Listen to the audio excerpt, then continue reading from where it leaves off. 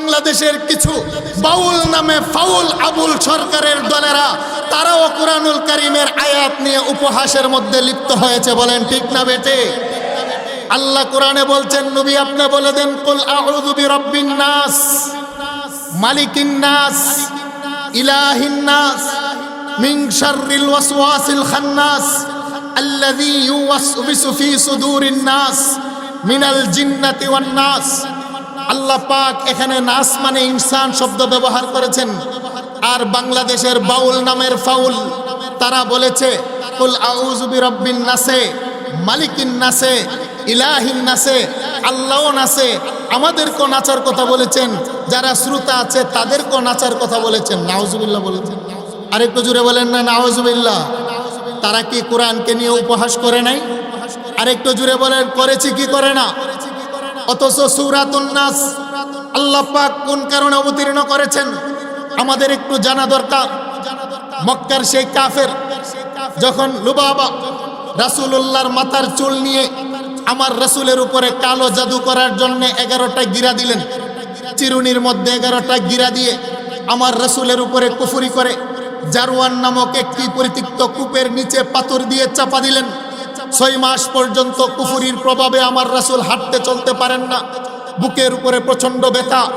2 জন ফেরেশতা নবীজির ঘুমন্ত অবস্থায় মাথার কাছে এসে তারা বলতে লাগলেন যে মুহাম্মদের উপরে সেই ইহুদি চক্রান্ত করে কুফরি করেছে, মুহাম্মদের বাবরি চুলের উপরে 11টি চুলের গিরা দিয়েছে, এই চুলটাকে জারওয়ান নামক কূপের নিচে চাপা অবস্থায় আছে। যদি মুহাম্মদুর রাসূলুল্লাহ কূপের নিচ থেকে চিরুনিটা খুলে তিনি চুলের গিরাগুলো খুলে দেন আর সূরা নাস এবং ফালাকের 11টি আয়াত পরে যদি ফুৎকার দেন, তাহলে আল্লাহ পাক মুহাম্মদুর রাসূলুল্লাহর উপরে কুফরি বানের যে প্রভাব আল্লাহ পাক মুক্তি দান করবেন। সুবহানাল্লাহ বলেন না? রাসূলুল্লাহ সাল্লাল্লাহু আলাইহি ওয়াসাল্লাম ঘুম থেকে উঠলেন, তিনার সাহাবায়ে কেরামকে ডেকে সেই জারওয়ান নামক কূপের নিকটে পাঠাইলেন। সাইয়েদনা আলী রাদিয়াল্লাহু তাআলা আনহু টকবকে যুবক, নবীজির মেয়ের জামাতা কূপের মধ্যে লাফ দিয়ে নামলেন, পাথরের নিচে চাপা পড়া সে চিরুনি উঠিয়ে আনলেন। জিবরাইল আলাইহিস সালাতু ওয়াস সালাম হাবিবে কিবরিয়ার দরবারে সূরা নাস এবং ফালাকের 11টি আয়াত নিয়ে বলেন, ইয়া রাসূলুল্লাহ আপনি সেই চুলের গিরার মধ্যে ফুৎকার দেন একটি আয়াত পরে। আমার নবী যখন সূরা নাস এবং ফালাকের একটি আয়াত পরে ফুৎকার দিতে লাগলেন, একটি আয়াত পরে ফু দেওয়ার সাথে সাথে চুলের গিরা খুলে যায়। 11টি আয়াত শেষ হয়, 11টি গিরা খুলে যায়, মুহাম্মদুর রাসূলুল্লাহ সাথে সাথে পূর্ণাঙ্গ সুস্থ হয়ে যান। বলেন না সুবহানাল্লাহ? আম্মা জান আয়েশা বললেন, ইয়া রাসূলুল্লাহ ইয়া হাবিবাল্লাহ আপনাকে কে কুফরি করেছে আপনি তো জানেন, নামটা একটু বলে দেন। সাইয়েদনা ওমর রাদিয়াল্লাহু তাআলা আনহু পাশে বললেন, ইয়া রাসূলুল্লাহ জানেন মাধবপুর যুব তাফসীর কমিটির উদ্যোগে 5 দিন ব্যাপী 34তম ঐতিহাসিক পবিত্র তাফসীরুল কোরআন ইসলামী মহাসম্মেলনের আজকের প্রথম দিনের 4র্থ অধিবেশনে আল্লাহ পাক আমাদেরকে কিছু কথা বলবার শুনবার সুযোগ তৌফিক মন মানসিকতা করে দিয়েছেন। সেই জন্য সেই রব্বে হাকিকির দরবারে অন্তরের অন্তঃস্থল থেকে কালিমাতুশ শুকর একসাথে এক বাক্যে সকলে বলি আলহামদুলিল্লাহ। লক্ষ কোটি দুরুদ ও সালাম রাসূলুল্লাহ সাল্লাল্লাহু আলাইহি ওয়াসাল্লামের প্রতি। আল্লাহ পাক আমাদের সকলের পক্ষ থেকে কোটি কোটি দুরুদের হাদিয়া নবীজির কদম মুবারকে পৌঁছে দেন। সকলে বলেন আমিন। সম্মানিত হাজিরানে মজলিস, আমি ব্রাহ্মণবাড়িয়ার ছেলে, যদিও নরসিংদী হাদিস পড়াই, আমাদেরকে আপনারা স্মরণ করেছেন। আমি বড়দের এই মজলিসে আসতে পেরে নিজেকে ধন্য মনে করছি। আমি আমার নির্ধারিত সময় এবং আয়াতকে সামনে রেখে কিছু কথা বলবো। আল্লাহ পাক আমাদের সকলকে আমলের নিয়তে বলবার এবং শুনবার তৌফিক দান করে। সকলে বলেন আমিন। সকলেই বলেন আমরা কার গোলাম? আর একটু জোরে বলেন কার গোলাম? আমাদের হায়াতের মালিক, মওতের মালিক, ইজ্জতের মালিক, বেইজ্জতের মালিক, সব কিছুর একমাত্র কেবলমাত্র শুধুমাত্র একজনই মালিক। তিনি কে? পৃথিবীতে আমার আল্লাহ অসংখ্য সাগর মহাসাগর সৃষ্টি করেছেন। তার মধ্য থেকে 5টি হলো মহাসাগর। এর মধ্যে সর্ববৃহৎ যে মহাসাগর সেটা হলো প্রশান্ত মহাসাগর, যার গভীরতা হলো 11 কিলোমিটার। দ্বিতীয় হলো আটলান্টিক মহাসাগর, যার গভীরতা 9 কিলোমিটার। বাংলাদেশের চট্টগ্রামে একটি সাগর আছে, মহাসাগর নয়, সেটা হলো বঙ্গোপসাগর। যার গভীরতা হলো 4 কিলোমিটার। সাগর মহাসাগর, পদ্মা, মেঘনা, যমুনা, ব্রহ্মপুত্র আর তিতাস নদীতে সকাল সন্ধ্যা যার আঙুলের ইশারায় জোয়ার বাটা তৈরি হয়, আওয়াজ দিয়ে বলেন তিনি কে? আমার আল্লাহ সকালবেলা পূর্ব দিগন্ত থেকে সূর্য উদিত করেন, সন্ধ্যায় পশ্চিম দিগন্তে সূর্য অস্তমিত করেন। যাকে ইচ্ছে করেন মাটি থেকে টেনে চেয়ারে বসিয়ে ফুলের মালা পরান। আবার যখন সিদ্ধান্ত নেন ফুলের মালা গলায় থেকে খুলে নামিয়ে চেয়ারে বসে, চেয়ার থেকে নেমে মাটিতে টেনে জুতার মালা যিনি পরাতে পারেন, বলেন তিনি কে? সম্মানিত হাজরিন, আমি আমার নির্ধারিত আয়াতকে সামনে রেখে আমি কিছু কথা বলবো। আমাকে মাহফিল ইন্তেজামিয়া কমিটি একটি বিষয় আমাকে নির্দিষ্ট করে দিয়েছেন, সূরাতুল আনআমের 70 নম্বর আয়াতে কারিমা। বিষয়টা হলো দিনকে যারা খেল তামাশার বস্তু বানায়, আল্লাহ পাকের দিন ও ইসলামকে নিয়ে, কোরআন এবং সুন্নাহকে নিয়ে, রাসূল এবং ইসলামের তাহজিব তামাদ্দুমকে নিয়ে যারা ঠাট্টা মজা করে, তাদের শাস্তিটা কি, করণীয় কি, বর্জনীয় কি, এটা হলো আমার আলোচ্য আয়াত। সুবহানাল্লাহ বলেন। সম্মানিত হাজরিন, সেই লক্ষ্যে আমি আপনাদের সামনে সূরাতুল আনআমের 70 নম্বর আয়াতে কারিমার একটু অংশ তেলাওয়াত করেছি। আযারিল্লাযীনা ইত্তাখাযু দীনাহুম লা'iবাও ওয়া লাহওয়া ওয়া গাররাতহুমুল হায়াতুদ দুনিয়া। আল্লাহ বলছেন, হে নবী, যারা দিনকে নিয়ে ঠাট্টা করে, উপহাস করে এবং পার্থিব দুনিয়ার জিন্দেগিকে যারা বুক বিলাসের বস্তু বানিয়ে আখিরাতকে ভুলে যায়, আমি আল্লাহ নির্দেশ দিচ্ছি আপনি এবং আপনার উম্মতেরা এই সমস্ত মানুষ থেকে দূরে থাকেন। কথাটা কার? আরেকটু জোরে বলেন, কথাটা কার? যারা দিন এবং ধর্মকে নিয়ে উপহাস করে। মক্কাতে রাসূল যখন কালেমার দাওয়াত দিতে আরম্ভ করলেন, উতবা, শাইবা, আবু জাহেল, আবু লাহাব, উম্মে জামিলা, আবু লাহাব সহ নারী এবং পুরুষ, যুবক এবং যুবতীরা সহ একদিকে তো রাসূলের ধর্ম গ্রহণ করেনি, বরংস ইসলাম ধর্মকে নিয়ে তারা উপহাসের মধ্যে লিপ্ত ছিল। আমার আল্লাহ কোরআনুল কারীমের মধ্যে মেসাল দিতে গিয়ে মশার পাখার কথা বলেছেন, মাছির কথা বলেছেন, পিপিলিকার কথা বলেছেন। আমার আল্লাহ বিভিন্ন প্রাণীর কথা উল্লেখ করেছেন। মক্কার কাফেরেরা উপহাস করতে লাগলেন যে তোমার খুদা মুহাম্মদ আর কিছু পায় না, সাধারণ একটা মাছি দিয়ে মেশাল দেয়, মশার কথা বলে, মাছির কথা বলে, এটা তোমার খুদা এত বড় মালিক, তিনি ছোট্ট ছোট্ট প্রাণীর কথা বলে, এটা তোমার মালিকের কথা নয়, এটা হলো মুহাম্মদ তোমার বানানো কথা। নাউজুবিল্লাহ বলেন না? আরেকটু জোরে বলেন না নাউজুবিল্লাহ। এই উপহাস যখন মক্কার কাফেরেরা করতে লাগলেন, আমার রাসূলকে নিয়ে যখন উপহাস করতে লাগলেন, রাসূলের ধর্ম গ্রহণ করার কারণে সাহাবায়ে কেরাম বাড়ি ছাড়লেন, ঘর ছাড়লেন, ব্যবসা বাণিজ্য ছাড়লেন। বিশেষ করে সাইয়েদানা আবু বকর সিদ্দিক রাদিয়াল্লাহু তাআলা আনহু, তিনার সমস্ত দম সম্পদ নবীর কদমে যখন দিয়ে তিনি নিঃস্ব হয়ে গেলেন, মক্কার কাফেররা উপহাস করতে লাগলেন, তোমার খুদার ধর্ম যারা গ্রহণ করে তারা ফকির আর গরিব হয়ে যায়। হে আবু বকর, তুমি তো ফকির হয়ে গেলে, আমাদের ধর্মে থাকা অবস্থায় তুমি বড় দুনিয়ার ব্যবসায়িক ছিলে, সুতরাং মুহাম্মদ এবং মুহাম্মদের খুদা হলো ফকির আর গরিব। নাউজুবিল্লাহ বলেন। এই উপহার যখন করতে লাগলেন মক্কার কাফেরেরা, আল্লাহ সুবহানাহু ওয়া তাআলা কোরআনুল কারীমের আয়াতে কারিমা অবতীর্ণ করে জানিয়ে দিলেন, বন্ধু হে, আপনি এবং আপনার উম্মতেরা মক্কার আবু জাহেল থেকে নিয়ে কিয়ামত পর্যন্ত যারা ইসলাম এবং কোরআনকে নিয়ে ঠাট্টা বিদ্রুপ করবে, ইসলাম এবং আপনার দিন শরীয়ত এবং ইসলামের দিন তাহজিব তামাদ্দুমকে নিয়ে যারা মজা উঠাবে, আল্লাহ বলেন আপনি তাদের কাছ থেকে দূরে থাকবেন। আপনার উম্মতকে বলবেন তাদেরকে যেন ত্যাগ করে, এবং তারা দুনিয়ার পার্থিব জীবনকে যারা বুক বিলাসের বস্তু বানায়, নবীজিকে আল্লাহ আদেশ দিচ্ছেন তাদের কাছ থেকে যেন আপনার উম্মত যেন দূরে থাকে, এবং তাদেরকে কোরআন দিয়ে বুঝাবেন। যদি তারা বুঝে, আলহামদুলিল্লাহ, আল্লাহ হেদায়েত দিবেন। আর তারা যদি ফিরে না আসে, তাহলে এমন একটা দিন আসবে যেই দিন দুনিয়ার সম্পদ তার কোনো উপকারে আসবে না, পৃথিবীর কোনো ব্যক্তি তার সুপারিশ করতে পারবে না। তাকে জাহান্নামে ঢুকিয়ে আমি আল্লাহ এমন শাস্তির সম্মুখীন তাকে করব, দুনিয়ার কোনো রাজা মহারাজাও তাকে সেদিন বাঁচাতে পারবে। আরেকটু জুড়ে বলেন, পারবে? বলেন কথাটা কার? আরেকটু জুড়ে বলেন কথাটা কার? সেই জন্যে গভীর মনোযোগ।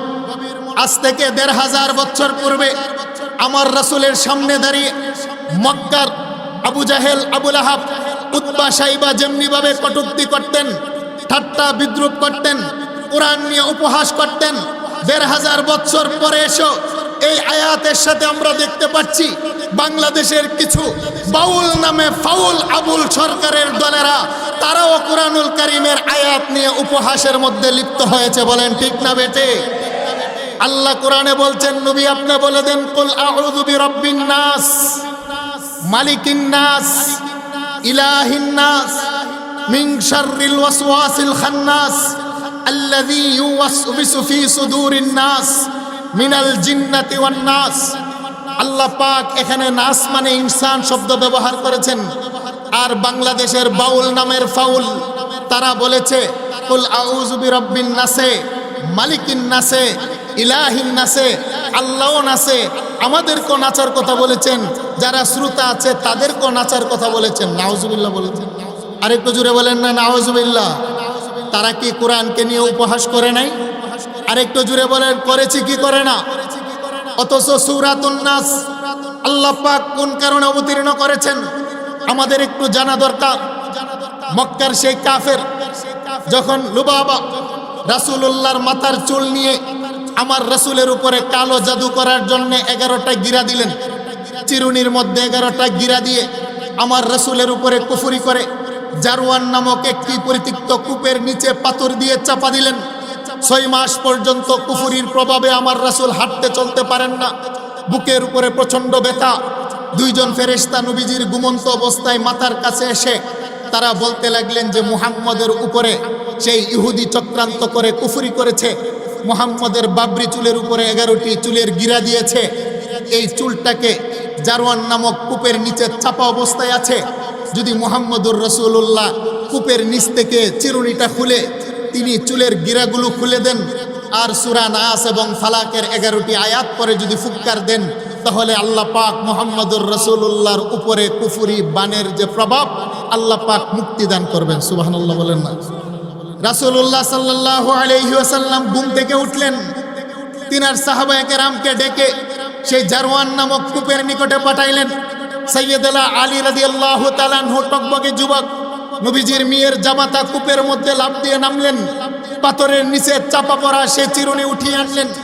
জিবরাইল আলাইহিস সালাতু ওয়াস সালাম হাবিবে কিবরিয়ার দরবারে সূরা নাস এবং ফালাকের 11টি আয়াত নিয়ে বলেন, ইয়া রাসূলুল্লাহ আপনি সেই চুলের গিরার মধ্যে ফুৎকার দেন একটি আয়াত পরে।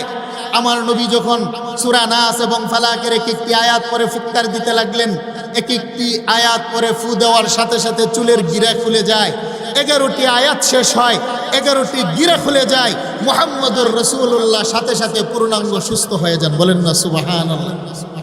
আম্মা জান আয়েশা বললেন, ইয়া রাসূলুল্লাহ, ইয়া হাবিবাল্লাহ, আপনাকে কে কুফরি করেছে আপনি তো জানেন, নামটা একটু বলে দেন। সাইয়্যিদুনা ওমর রাদিয়াল্লাহু তাআলা আনহু পাশে বললেন, ইয়া রাসূলুল্লাহ, মক্কার একজন ইহুদি আপনাকে কুফরি করে 6 মাস পর্যন্ত বিছানায় ফেলে রেখেছে, আপনি তো জানেন, তার নামটা আমাকে বলে দেন, তার দেহ থেকে গর্দান উঠিয়ে দিব। নবীজি বলছেন, উমর, এটা হলো আমার জাতের সাথে সম্পর্ক, আমাকে আল্লাহ যখন সুস্থতা দান করেছেন আমি তাকে ক্ষমা করে দিয়েছি। সুবহানাল্লাহ বলেন না? এই প্রেক্ষাপটে সূরাতুন নাস এবং ফালাক আল্লাহ অবতীর্ণ করেছেন। আর বাংলাদেশের নাস্তিক মুরতাদ বাবুল সরকার আর আবুল সরকার তারা বলছে আল্লাহ নাকি এখানে বলেছেন যে আমিও নাচি, তোমরাও নাচো, মানুষও নাচো। নাউজুবিল্লাহ বলেন। আমি বলতে চাই ঐতিহাসিক তাফসীরের ময়দান থেকে ১৫০০ বছর পূর্বে আল্লাহ বলছেন, আযারাল্লাযীনা ইত্তাখাযু দীনাহুম লাইবান ওয়া লাহওয়া ওয়া গাররাতুহুমুল হায়াতুদ দুনিয়া। নবী হে, যারা এই ধর্মকে নিয়ে হেল তামাশা করে, ঠাট্টা বিদ্রুপ করে, তাদেরকে আপনি পরিত্যাগ করুন। সেই জন্য আমাদের আওয়াজ তুলতে হবে। যারা সামাজিকভাবে কোরআন নিয়ে মস্করা করে, ঠাট্টা করে, সামাজিকভাবে বয়কট করার দরকার আছে না নাই? রাষ্ট্রীয়ভাবে তাদের বয়কট করার দরকার আছে না নাই? সেই জন্য হেফাজতে ইসলামের 13 দফার 1 দফা, যারা আল্লাহর শানে, রাসূলের শানে, আকাশচুম্বী শান ও রিসালাতের উপরে, কুরআনুল কারীমের উপরে যারা ঠাট্টা বিদ্রুপ আর উপহাস করবে, তাদের সর্বোচ্চ শাস্তি মৃত্যুদণ্ড আমরা চাই কি চাই না? হাত তুলে বলেন চাই কি চায় না? বলেন নারে তাকবীর। আল কোরআনের আলো, আল হাদিসের আলো, হাদিস কোরআন যেখানে, নারে তাকবীর। হাত নামান সম্মানিত হাজিরিন। কিন্তু বড় আফসোস হয়, কিছু নামদারি বামপন্থীরা এই আবুল সরকারের পক্ষ নিয়েছে। তারা ডানপন্থী নয়, তারা হলো বামপন্থী। বলেন ঠিক না বেঠিক? বামপন্থীরা তারা সবসময় ইসলামের বিরুদ্ধে অবস্থান নেয়। এই বামপন্থীরা সবসময় কোরআনের বিরুদ্ধে অবস্থান নেয়। এই বামপন্থীরা সবসময় রাসূলুল্লাহর আদর্শের বিরুদ্ধে তারা অবস্থান নেয়। আবুল সরকার উপহাস করেছে, উলামায়ে কেরাম প্রতিবাদ করছে, কিন্তু ফরহাদ মাজহার নামে এক বামপন্থী তার পক্ষে অবস্থান নিয়েছে। আবুল সরকার কোরআন নিয়ে আল্লাহকে গালি দিয়ে যে পরিমাণ অপরাধ করেছে, ফরহাদ মাজহার যারা বামপন্থী আবুল সরকারের পক্ষ নিয়েছে তারাও সমপরিমাণ অপরাধ করেছে। বলেন ঠিক না বেটি? আমাদের দেশের উলামায়ে কেরাম এই তত্ত্বাবধায়ক সরকারের কাছে দাবি জানায় যেন সংসদের ভিতরে আইন করা হয়। কি আইন? যারা নাস্তিক, আল্লাহ রাসূলের বিরুদ্ধে উপহাস করে তাদেরকে যেন মৃত্যুদণ্ডে ফাঁসানো হয়, ঝুলানো হয়। রাসূলকে যারা শেষ নবী মানে না, উপহাস করে, মির্জা গোলাম মোহাম্মদ কাদিয়ানীকে যারা নবী নবী জপে তাদেরকে যেন কাফের ফতোয়া দেওয়া হয়। উলামায়ে কেরাম দাবি জানিয়েছে। আমরা তো মনে করি ইউনূস সরকারের কাছে দাবি জানাইলে কোনো কাজ হবে না, কারণ ইউনূস সরকার হলো অর্ধেক আমেরিকার মানুষ। তিনি খতমে নবুয়ত বুঝে নেই বা কি? তিনি রাসূলকে আল্লাহকে গালি দিলে তিনি বুঝে নেই বা কি? কারণ যারা আছে তাদের পক্ষে আইন করা সম্ভব নয়। যেই কলম দিয়ে সংসদের ভিতরে আইন লেখা হবে, আমাদের উলামায়ে কেরাম এক হয়ে আগে কলমের মালিক হতে হবে। বলেন ঠিক না বেটে? আমাদের ভিতরে আজকে বিশৃঙ্খলা, এক এক মৌলবী এক এক দিকে চলে যাচ্ছে, সবাই দালালির মধ্যে লিপ্ত আছে। সমস্ত উলামায়ে কেরাম তাওহীদি জনতাকে নিয়ে আগে সংসদের যে রায় করা হয়, আইন লেখা হয়, সেই কলমের মালিকানা অর্জন করতে হবে। তাহলে সেই কলম দিয়ে ভবিষ্যতে আমরাই সংসদে আইন পাশ করব। যারা কাদিয়ানী তারা হলো কাফের। বলেন ঠিক না বেঠে? যারা কোরআন নিয়ে উপহাস করবে, রাসূলকে নিয়ে উপহাস করবে, মসজিদ মাদ্রাসা নিয়ে যারা উপহাস করবে, আমরাই সেই কলম দিয়ে আইন লিখব। কিন্তু সেই কলম তো আগে আমাদের হাতে আসতে হবে। ঠিক না বেটি? আরেকটু জোরে বলেন। অন্যথায় যদি কোনো রাম আর বাম সেই কলমের মালিক হয়, কিয়ামত পর্যন্ত চিৎকার করবেন এই আইন বাংলাদেশে বাস্তবায়িত হবে। আরেকটু জোরে বলেন হবে। আল্লাহ পাক আমাদের বুঝার তৌফিক দান করে, সকলে বলেন আমিন। আল্লাহ বলছেন ওয়াদারিল্লাযীনা ইত্তাখাযু দীনাহুম লাইবা।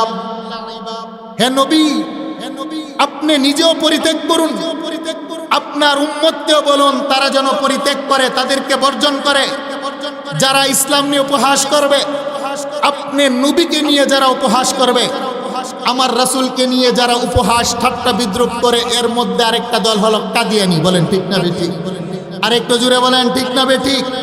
যেই রাসূলকে আমরা নিজের মায়ের চাইতে বেশি ভালোবাসি, যেই রাসূলকে বেশি ভালোবাসি, যেই রাসূলকে আমি আমার প্রিয়তমা স্ত্রীর চাইতে বেশি ভালোবাসি, এই রাসূলকে আমি আমার ধন সম্পদ নেতা নেত্রীর চাইতে বেশি ভালোবাসি, কারণ আমি একজন মুসলিম। প্রত্যন্তরে আমাদের দেশে আরেকটা মুসলিম নামদারি একটা সমাজ আছে, আরেকটা সম্প্রদায় আছে, যারা নিজেদেরকে মুসলমান দাবি করে কিন্তু মুহাম্মদুর রাসূলুল্লাহকে নিয়ে উপহাস করে। তারা বলে যে মুহাম্মদ শেষ নবী নয়, তিনি আখিরি নবী নয়, পাকিস্তানের মির্জা গোলাম মোহাম্মদ কাদিয়ানী হলো শেষ নবী। নাউজুবিল্লাহ বলেন। এই কথা কি আপনারা একমত? আরেকটু জোরে বলেন একমত? যারা মুহাম্মদুর রাসূলুল্লাহকে শেষ নবী মানে না, পাকিস্তানের পাঞ্জাব নগরীর চেরাগ বিবির ছেলে মেট্রিক পরীক্ষায় যে 3 বার ফেল করেছে, যার মৃত্যু হয়েছে টয়লেটের ট্যাঙ্কির মধ্যে পড়ে, মির্জা গোলাম মোহাম্মদ কাদিয়ানী, সে নিজেকে শেষ নবী দাবি করে। তার লক্ষ লক্ষ উম্মত আছে, তারা পরিচয় দিয়ে থাকে তারা হলো আহমদিয়া মুসলিম জামাত। মুসলিম শব্দটা ব্যবহার করে, তারা সাধারণ মানুষকে ধোঁকা দিচ্ছে। আমি জানতে চাই, এই ঐতিহাসিক মাধবপুর স্টেডিয়াম তাফসীরের মাহফিল থেকে ইমানের বলে বলিয়ান হয়ে যুবক বন্ধুরা আওয়াজ দেন, আমার মাকে কেহ যদি গালি দেয়, তার সাথে আমি আপোষ করতে পারি।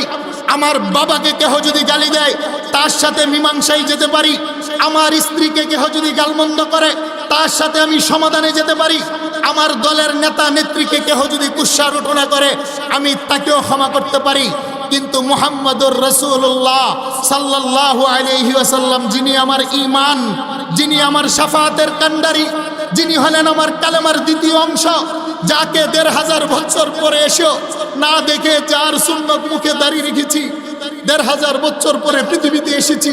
নবীর সাথে আমার বংশের সম্পর্ক নাই, যেই নবীর সাথে আমার বাসার মিল নাই, যেই নবীর সাথে আমার পরিবারের মিল নাই, যেই নবীর সাথে আমার দেশের মিল নাই, যেই নবীর সাথে আমার রক্তের কোনো সম্পর্ক নাই, তারপরও ১৫০০ বছর পরে জন্ম নিয়া বাংলাদেশে অবস্থান করে সেই মদিনার নবীর সুন্নত মাথায় টুপি দিয়েছি।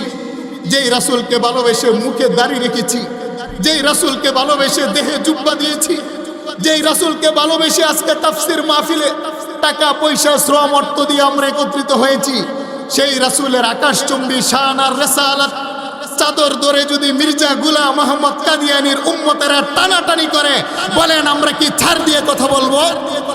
আর একটু জুড়ে বলেন ছাড় দিয়ে কথা বলবো? তাহলে আওয়াজ তুলেন, কাদিয়ানীরা মুসলমান না কাফের? আর একটু জুড়ে বলেন তারা ইমানদার না বেঈমান? আমার মতো কোনো মোল্লা মৌলবীর ফতোয়া নাই, স্বয়ং আরশে আযীমের মালিকের ফতোয়া। মা কানা মুহাম্মাদুন আবা আহাদিম মির রিজালিকুম ওয়ালাকিন রাসূলুল্লাহি ওয়া খাতামান নাবিয়্যিন। আল্লাহ বলছেন, নবী হে, পৃথিবীতে যত নবী রাসূল পাঠিয়েছি আপনি হাবিবের কিবরিয়ার মাধ্যমে নবুয়ত আর রিসালতের দফতরে আমি আল্লাহ সিলমোহর মেরেছি। जो दस्त मोहम्मद से हुआ बंदे लिफाफा ताहश्र न हो गाना हुआ उसमें इजाफा। যেই চিঠির মধ্যে সমস্ত নবীদের নাম লিখে মুহাম্মদুর রাসূলুল্লাহর সিলমোহর দিয়ে আল্লাহ সমাপ্ত করেছেন, সেই চিঠির মধ্যে নতুন করে মির্জা গোলাম মোহাম্মদ কাদিয়ানীর নাম বসানো যাবে না। ঠিক না বেঠি? আরেকটু জুড়ে বলেন ঠিক না বেঠি? আনা খাতামুন নাবিয়্যিন আলা নাবিয়্যা বাদি। নবীজি বলছেন আমি শেষ নবী, আমার পরে আর কোনো নবী আসবে না। এটাই হলো আহলে সুন্নাহ ওয়াল জামাতের আকীদা, এটাই হলো আমাদের ইমাম। সুতরাং নবীর পরে নবী নাই, সংসদে আইন চাই। বলেন ঠিক না বেটে? নবীর পরে নবী নাই, সংসদে আইন চাই। বলেন ঠিক না বেটে?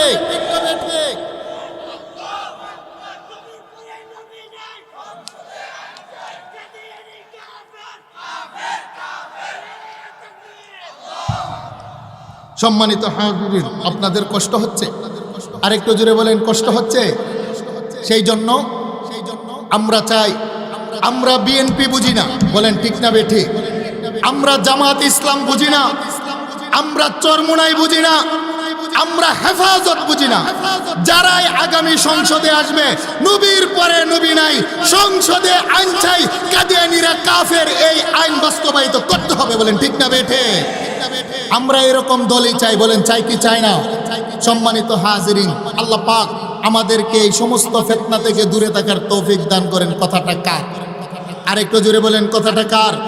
আল্লাহ বলছেন ওয়াদারিল্লাযীনা ইত্তাখাযু দীনাহুম লাইবা ওয়া লাহওয়া।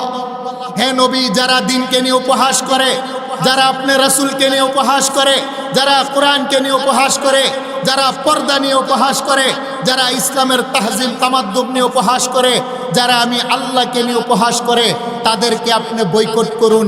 আপনার উম্মতকে বলেন তারা যেন তাদেরকে বয়কট করে। বয়কটের ডাক দিলেনটা কে? আরেকটু জোরে বলেন এই ডাক দিলেন কে? কারণ উপহাসের মঞ্চগুলোতে পাপ হয়। যেই পাপ অন্য করলে পাপ হয়, সেই পাপের মজলিসে গেলে আমারও পাপ হয়। বলেন ঠিক না বেঠি? কারণ মানুষ যখন পাপের মজলিসে যায়, তার কর্ণে কহরে যখন এই কথাগুলো প্রবেশ করে, নবীজি বলছেন মানুষের একটা গুনাহের কারণে তার কলব হলো সুফাইদ সাদা, তার সাদা কলবের ভিতরে একটা কালো দাগ পড়ে যায়। যখন দ্বিতীয়বার আরেকটা পাপের কথা শুনে বা পাপ করে, তার কলবের ভিতরে দ্বিতীয়বার আরেকটি দাগ পড়ে যায়। তৃতীয়বার যখন মানুষ পাপ করে, পাপের কথা শুনে পাপের মজলিসে যায়, তৃতীয়বার আরেকটা দাগ পড়ে যায়। কারণ প্রত্যেক নারী পুরুষের বাম পাশে দুধের 2 আঙ্গুল নিচে একটা গুস্তের টুকরা আছে, কফলাম বা কালবুন। এই কলবটা হলো সাদা সফিদ মারমার পাথরের মতো। মানুষ যখন পাপাচারের কথা শুনে, গান বাদ্য শুনে, ঠাট্টা বিদ্রুপ শুনে পাপের মধ্যে লিপ্ত হয়, নবী বলেন ধীরে ধীরে তার কলবের ভিতরে কালো দাগ পড়তে পড়তে পড়তে পড়তে লোহার মতো মরিচিকা পড়ে যায়। মরিচিকা লোহার মধ্যে ঘর্ষণ করলে যেমনিভাবে সেখান থেকে আগুন জ্বলে না, যার কলবের ভিতরে দাগ পড়ে গুনাহে সরখার হয়ে যায়, তার কাছে মুয়াজ্জিনের আজান ভালো লাগে না, তার কাছে পাঁচ ওয়াক্ত নামাজ ভালো লাগে না, তার কাছে তাফসির ভালো লাগে না, তার কাছে উলামায়ে কেরামের টুপি আর দাড়ি ভালো লাগে না, তার কাছে তখন নর্তকীর নাচ গান বাদ্য তার কাছে মজা লাগে। বলেন ঠিক না বেঠিক? সেই জন্য রাসূলুল্লাহর দরবারে এসে সাহাবায়ে কেরাম প্রশ্ন করলেন, ইয়া রাসূলুল্লাহ, মুমিনকে মাল মুমিন, নবীজি একটু মুমিনের পরিচয় দেন। নবীজি বলছেন, ইদা সাররাকতা হাসানাতুকা ওয়া সাআতকা সাইয়্যাতুকা ফা আনতা মুমিন। যদি তুমি সকালবেলা মালিকের কদমে সেজদা দিয়ে তোমার কলবে তৃপ্তি পাও, তাহলে বুঝবে তুমি মুমিন। সুবহানাল্লাহ। তোমার হাজারো ব্যস্ততা দুপুরে দুবান বন্ধ করে মালিকের কদমে সেজদা দিয়ে তুমি যদি লজ্জতার মজা পাও, তুমি কোরআনের তাফসির শুনে যদি তোমার অন্তরের ভিতরে প্রফুল্লতার আনন্দ পাও, তুমি প্রচণ্ড শীতে আর তৃষ্ণার্ততার মধ্যে দুপুরবেলা রোজা রেখে একদিকে তোমার কলিজার ভিতরে পিপাসা, তোমার মন চায় পানি পান করতে, কাছে তোমার পানি আছে, ঠান্ডা খাবার আছে, তারপরও তুমি রোজা রেখেছো, মালিকের ভয়ে তুমি ইফতার করো না, সন্ধ্যা পর্যন্ত অপেক্ষা করো। তোমার এই ক্ষুধার্ত আর খিদাটাই যদি তোমাকে আনন্দ আর মজা দেয়, আল্লাহ রসুল বলে আনতা মুমিন, আমি নবী ঘোষণা দিলাম তোমার কলব সাদা, তুমি হলে মুমিন। সুবহানাল্লাহ। আর প্রকান্তরে যেই মানুষের কাছে ভালো কথা ভালো লাগে না, সমাজের যেই সমস্ত যুবকেরা আল্লাহর বিরুদ্ধে কেহ কথা বললে প্রতিবাদ করে না, সমাজের যেই সমস্ত যুবকেরা নিজেদেরকে বামপন্থী দাবি করে, আধুনিক মুসলিম দাবি করে, মডার্ন যুবক দাবি করে, আল্লাহ রসুল উলামায়ে কেরাম ইসলামের বিরুদ্ধে যদি কোনো বামপন্থী রামপন্থী কথা বলে তারা প্রতিবাদ করে না, বরং আরো মোল্লা মৌলবীদের বিরুদ্ধে ফতোয়া দেয়, হুজুররা এত লাফায় কেন? বুঝতে হবে যুবক, তোমার অন্তরের ভিতরে এই নেশা, ইয়াবা, ফেন্সিডিল, গাঁজা, মদ, শরাব, জেনা, বেবিচার, গান বাদ্য শুনতে শুনতে তোমার সাদা কলব এখন মরিচিকা পড়েছে, যার কারণে আল্লাহ রসুলের বিরুদ্ধে কটূক্তি করলো, তোমার দিলের ভিতরে কোনো আসর পড়ে? আরেকটু জুড়ে বলেন পরে? আমাদের সমাজে দুই শ্রেণীর মানুষ বলেন আছে না নাই? আরেকটু জুড়ে বলেন আছে না নাই? সম্মানিত হাজিরিন, নবীজি বলছেন, যখন মানুষ কোরআন এবং হাদিস নিয়ে ঠাট্টা বিদ্রুপ করবে, মানুষের মধ্যে যখন আল্লাহ রসুলের মহাব্বত কমে যাবে, গুনাহে যখন মানুষ জর্জরিত হবে, আল্লাহ পাক তখন একটার পরে একটা মানুষের মাথার উপরে আযাব ডালতে থাকবেন। যার কারণে আমরা লক্ষ্য করেছি গত জুমার আগের জুমা সকাল 10:35 5.7 মাত্রার ভূমিকম্প হয়েছে। শনিবারে সকাল 6:05 3.3 মাত্রার ভূমিকম্প হয়েছে। গতকালকেও চট্টগ্রামে 4.4 মাত্রার ভূমিকম্প হয়েছে। মানুষ যখন পাপ করতে করতে জমিনকে ভারী করে ফেলে, জুলুম করে, অত্যাচার করে, জেনা ব্যভিচারে লিপ্ত হয়, ঘুষ আর দুর্নীতির মধ্যে লিপ্ত হয়, আল্লাহ রসুলের বিরুদ্ধে যখন কটূক্তি করতে আরম্ভ করে, জমিন তখন আর বরদাস্ত করতে পারে না। আল্লাহ পাক মানুষকে সতর্ক করার জন্যে জমিনের মধ্যে একটা ধাক্কা দেন। শুক্রবারের 5.7 মাত্রার ভূমিকম্পের কারণে সারা বাংলাদেশের মানুষ একটা হাহাকার। আপনারা জানেন কি জানেন না? আরেকটু জুড়ে বলেন, জানেন কি জানেন না? যে ভূমিকম্পের উৎপত্তি স্থল ছিল নরসিংদীর সাহেব প্রতাপ গুরাশাল। বিজ্ঞান বলে এই জমিনের নিচে প্লেট আছে, যখন প্লেটগুলো সরে যায় তখন ভূমিকম্প হয়, কিন্তু কোরআন এটা বলে না। কোরআন এবং সুন্নাহ বলে মানুষ যখন পাপ করতে করতে জমিনের উপর জমিনটাকে ভারী করে ফেলে, আল্লাহ পাক মানুষের হাতের কামাই, কর্মের কামাই, তখন আল্লাহ পাক তখন জমিনের মধ্যে একটু নড়াচড়া দেন। জমিনের নিচের থেকে আল্লাহ পাক কিছু গজব দেন, আকাশের উপর থেকে আল্লাহ কিছু আযাব দেন। জমিনের নিচে বিশাল বড় একটা পাথর আছে, পাথরটা হলো সাগরের উপরে। এই যখন একটু নাড়াচড়া হয় পাথর, তখন জমিনের মধ্যে জিলজাল আর ভূমিকম্প ফাটল তৈরি হয়। বান্দা যখন তওবা ইস্তেগফার করে, আল্লাহর দরবারে কান্নাকাটি করে, আল্লাহ পাক আবার স্থিতিশীলতা দান করে। সুবহানাল্লাহ। আরেকটু জোরে বলেন আল্লাহু আকবার। সেই জন্য সম্মানিত হাজিরিন, কিয়ামতের পূর্বে পৃথিবীর 3 দিক থেকে ভূমিকম্প আরম্ভ হবে। তাফসীরাতে আহমদিয়া মুল্লা জিউন রহমাতুল্লাহি আলাইহি লিখেছেন, তাফসীরে রূহুল মানি আল্লামা আলুসি আল বাগদাদি উল্লেখ করেছেন, কিয়ামতের পূর্বে পৃথিবীর 3 দিক থেকে লাগাতারে ভূমিকম্প আরম্ভ হবে। শুধু সিরিয়া, মধ্য আরবকে আল্লাহ বাকি রাখবেন। কারণ এই মধ্য আরব সেটা হবে আল্লাহ পাকের বিচারের আদালত। আর পৃথিবীর 3 দিক থেকে ভূমিকম্প হয়ে পৃথিবীটা ডেবে যাবে। এমনি পৃথিবীর 3 অংশ হলো জল, 1 অংশ হলো স্থল। স্থলের 3 ভাগকে আল্লাহ পাক দাবিয়ে দিবেন, মধ্যভাগকে আল্লাহ পাক টিকিয়ে রাখবেন। পৃথিবীতে সবচাইতে বড় ভূমিকম্প হয়েছিল 1555 সালে। একসাথে চাইনাতে 8 লক্ষ মানুষের মৃত্যু হয়েছিল। আবার পৃথিবীতে ভূমিকম্প হবে, সবচাইতে বড় ভূমিকম্প, যেই কথাটা আল্লাহ কোরআনে বলেছেন, ইযা যুলজিলাতিল আরদু জিলজালাহা ওয়া আখরাজাতিল আরদু আসকালাহা। ইসরাফিলের একটা সিঙ্গার ফুৎকারের আওয়াজে পৃথিবীর মাটিগুলা ফেটে যাবে, পৃথিবীর উপর থেকে পাহাড়গুলোকে আল্লাহ উঠিয়ে ফেলবেন, এমন ভূমিকম্প হবে। পৃথিবীর নিচে যত খনিজ পদার্থ আছে, গ্যাসের খনি, তেলের খনি, স্বর্ণরূপার খনি, কয়লার খনি, যত কিছু আছে, মরা মানুষকে দাফন করলে সেটাও পেটে বহন করে, সব কিছুকে মাটি সেদিন বের করে দিবে। এমন একটা ভূমিকম্প আরম্ভ হবে। মানুষ বলবে, জমিন তোমার কি হয়েছে, তুমি কেন এমনটা করছো? তখন জমিনের জবান দিয়ে বলবে, নাফরমান, দুনিয়াতে তুমি অপরাধ করেছিলে, মাঝে মাঝে তোমাকে জমিন গিলে ফেলতে মনে চেয়েছিল, রব্বে কাবা আমাকে বাধা দিয়েছেন, আমি তোমার পাপ রেকর্ড করে রেখেছি, আজকে তোমার পাপের সমস্ত রেকর্ড মালিকের আদালতে আমি প্রকাশ করে দিচ্ছি। আল্লাহু আকবার বলেন। আরেকটু জোরে বলেন না আল্লাহু আকবার।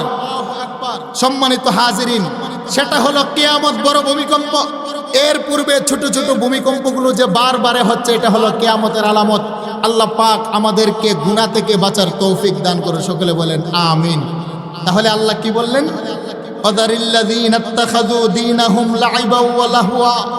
হে নবী, যারা দিন নিয়ে হাসি ঠাট্টা তামাশা করে, আপনি তাদেরকে বর্জন করুন। আপনার উম্মতকে বলেন তারা যেন তাদেরকে বর্জন করে।